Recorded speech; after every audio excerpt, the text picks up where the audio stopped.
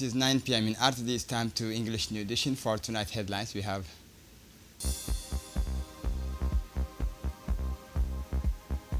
the symposium on supporting the commitment of sectoral public policy organized by EVA Association.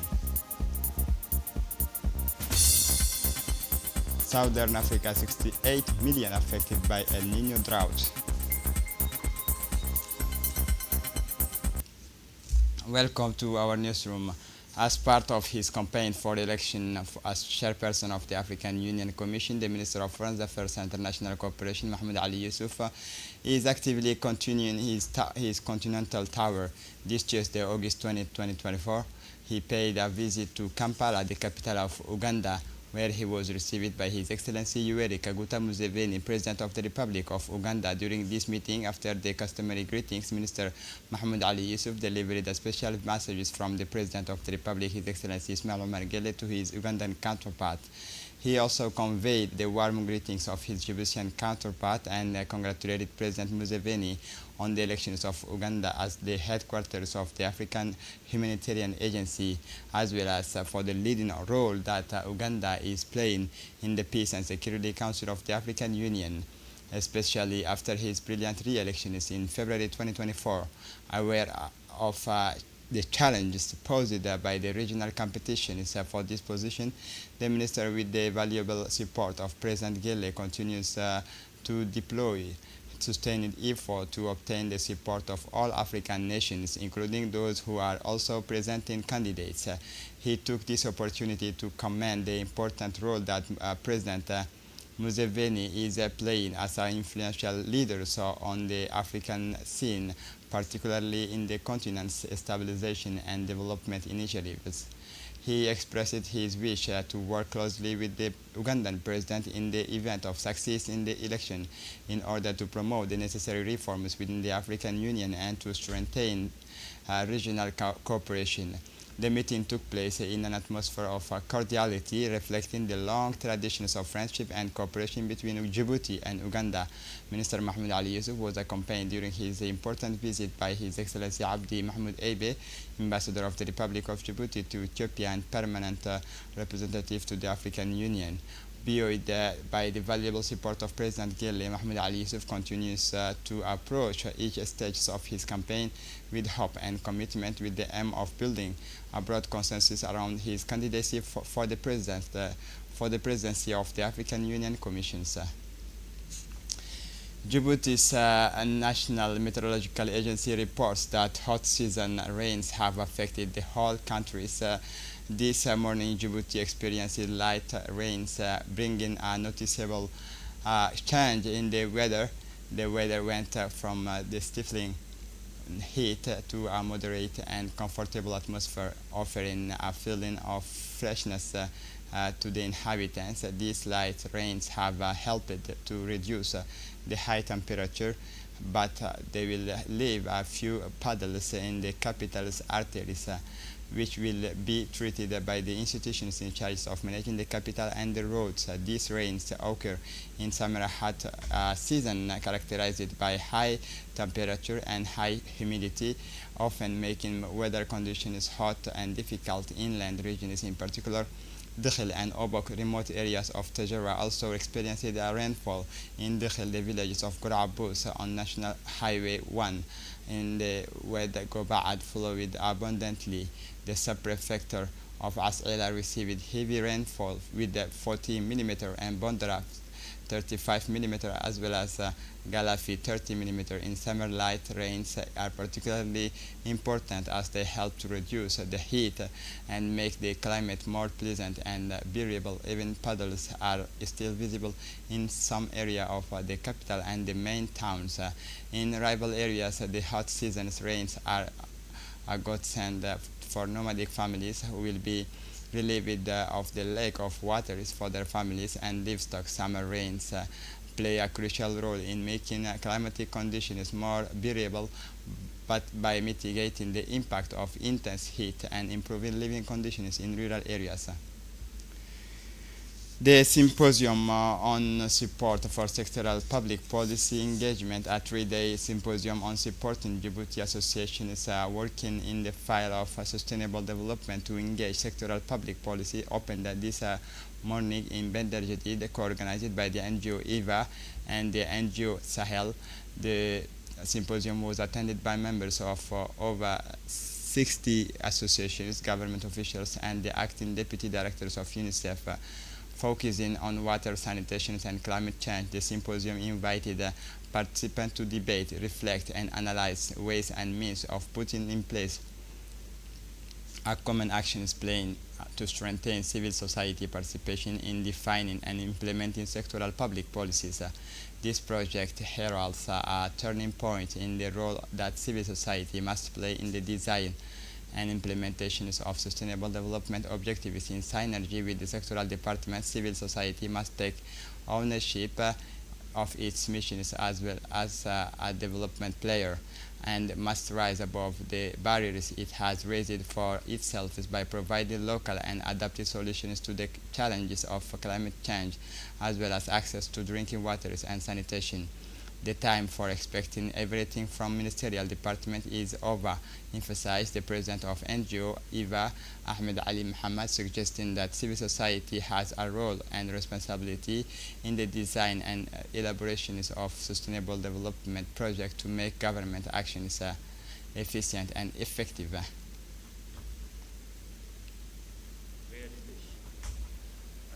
For his part, the president of the NGO EVA, Mr. Ahmed Ali, strongly emphasized the role of civil society in developing a response to the challenges of sustainable development. The choice of the NGO EVA to carry out this project is not insignificant, as this internationally renowned NGO has over 2 decades of unparalleled professional experience in the fight against climate change and in training civil society in sustainable development in the Republic of Djibouti. The Secretary General of the Ministry of Environment and Sustainable Development, Dini Abdullah Umar, recalled that climate change is a global phenomenon that has affected the Republic of Djibouti considerably over the past 2 decades.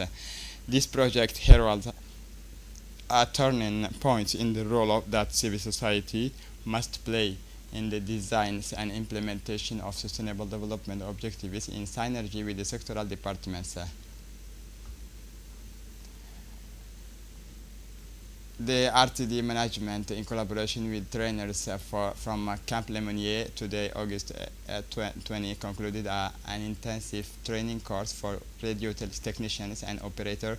The 2-day course enabled participants to acquire fundamental skills in podcasting and recording radio programs. At the closing ceremony, participants were presented with certificate of achievement by instructors and managers in attendance with the RTD's Acting Director General, Mr. Abu Bakr Hamad, and the Acting Director of Information, Yusuf Abdallah, honored the ceremony with their presence, testifying to the importance attached to the ongoing training within the organization.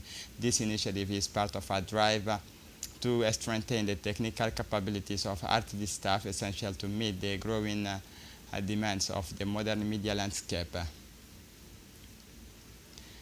In his speech, RTD's Acting Director General, Mr. Abu Bakr Hamad, stressed the crucial importance of this training for the future of the national radio station. He stressed that in a context of rapidly evolving technologies, it is imperative for technicians and operators to remain at the cutting edge of new productions and broadcasting methods such as podcasting. According to him, this training is not just about acquiring technical skills, but it is a strategic step in RTD's adaptations to the demands of the modern media landscape. Mr. Abu Bakr Hamad also recalled that continuous staff capacities building is a fundamental pillar of RTD's visions for the future, aimed at ensuring that the organization remains competitive and innovative. He thanked the Camp Lemonnier trainers for their expertise and commitment, while encouraging participants to apply their newly acquired skills to improve programs quality and expand the radio station's audience. This initiative, he added, is part of a wider program of professional development within RTD aimed at preparing staff to meet the challenges of the 21st century while ensuring the delivery of high-quality content that meets the growing expectations of listeners. On Sunday, August 18, a delegation led by the regional prefect Musa Adan Migane in Obok and the vice president and acting president of the regional council Ahmed Ali Muhammad launched two major projects in the Obok region, accompanied by the technical teams of the Obok Regional Council and the ADR Djiboutian Road Agency. The delegation marked the start of work of the Obok Alali Dada Rural Road and the raft work for the Orobur Ma'deho Road.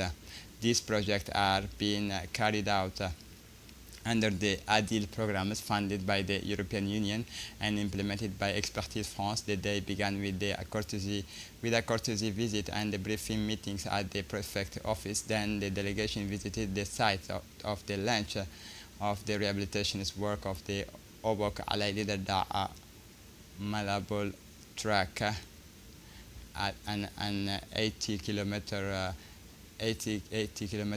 central road linking the capital and the sub-prefectures of Ali Dada. On site, the authorities, accompanied by the customary leaders and the local authorities, the locality concerned, welcomed the start of this second phase of the work. After the launch of the rehabilitation of the track, the delegation moved to Orobur to start the constructions of the rafts on the rehabilitated Orobur Ma'deho sections of 22 kilometers. This project was welcomed with the satisfaction by the population of Ma'deho, for whom the improvement of road access is essential. These raft works will be carried out in parallel with the compactions and waterings of the rehabilitated track.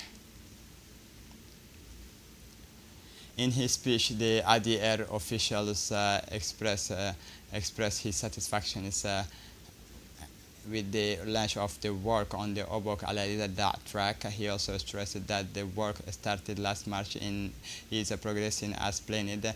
In addition, he specified that the construction of the raft of the Orobur Ma'deho track is taking place in parallel with the compactions and waterings of the rehabilitated track. Finally, he thanked the local and customer authorities for their constant support, which contribute for the successful completion of these projects in the best conditions.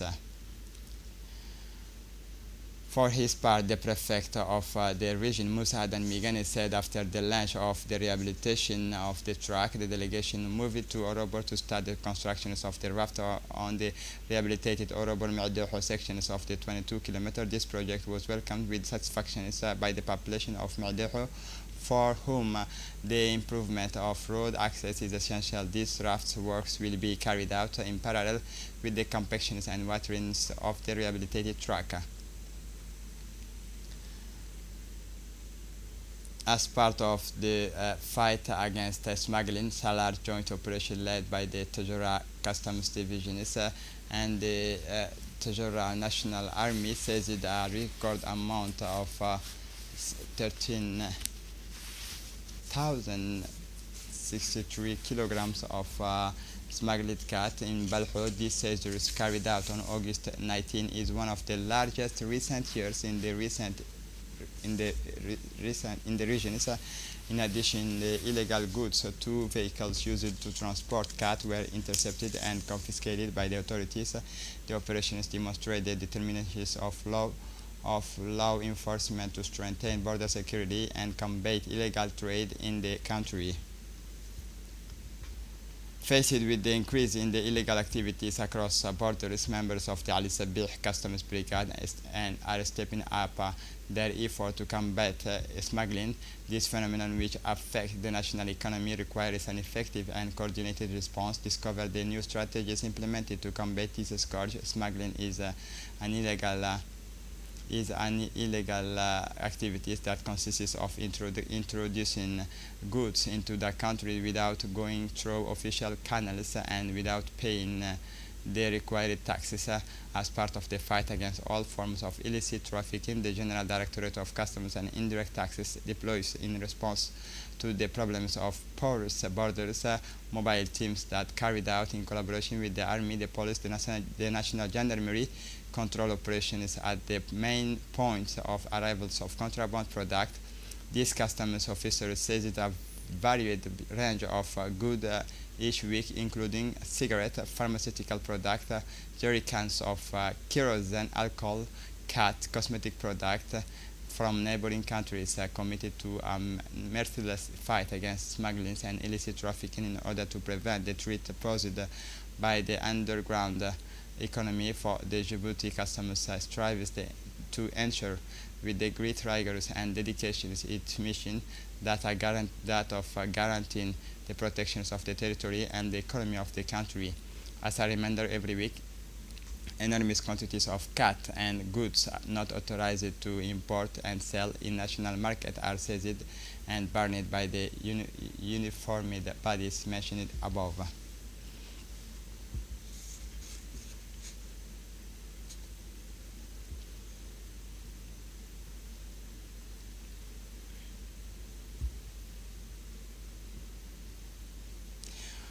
For the international scene, the Democratic Republic of Congo is awaiting the arrivals of its first dose of monkeypox vaccine scheduled for next week. This essential aid has been promised by the USA and Japan as part of their support in the fight against the mpox epidemic currently raging in the countries. The Congolese Minister of Health, Samuel Roger Kamba Mulamba, announced that discussions with the US aides and the American authorities have now been concluded. He expressed his hope that the vaccines would be dispatched as soon as possible to respond to the health emergencies. The situation in the Democratic Republic of Congo is worrying. The World Health Organization has recently declared a global public health emergency for the second time in 2 years due to the rapid spread of a new variant of the mpox virus, Clade Abe. This decision reflects the worsening of the epidemic, which is affecting several of the country's provinces. To support the DRC, Japan has announced that it will be supply vaccines in cooperation with the World Health Organization.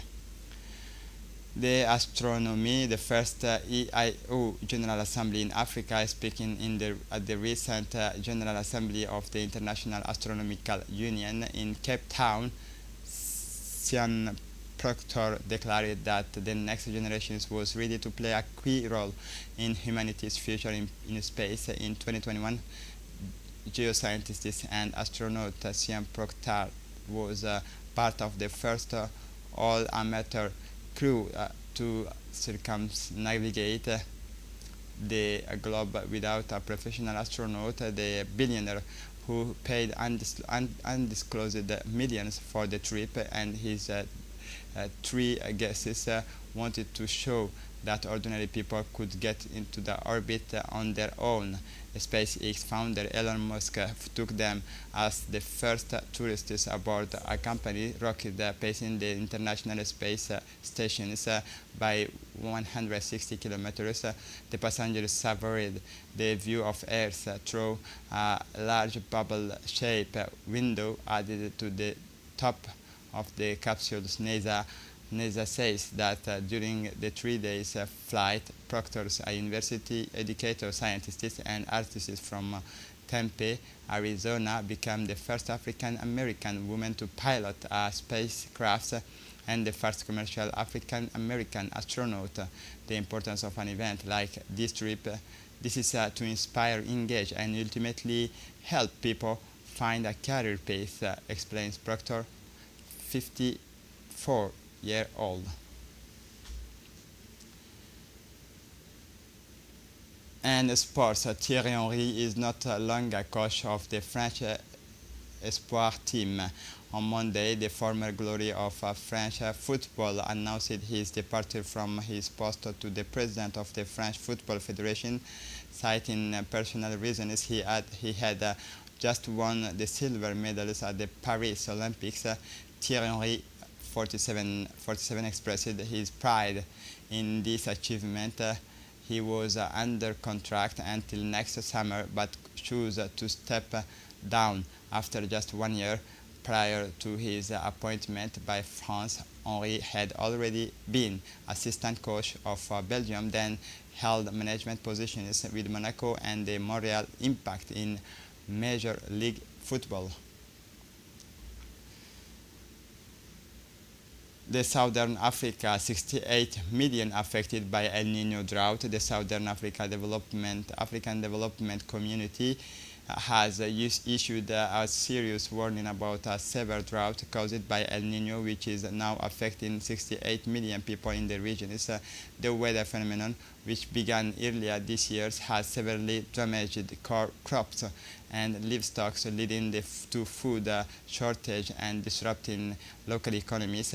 The crisis was discussed at the meeting of regional leaders held in Harare, the capital of Zimbabwe.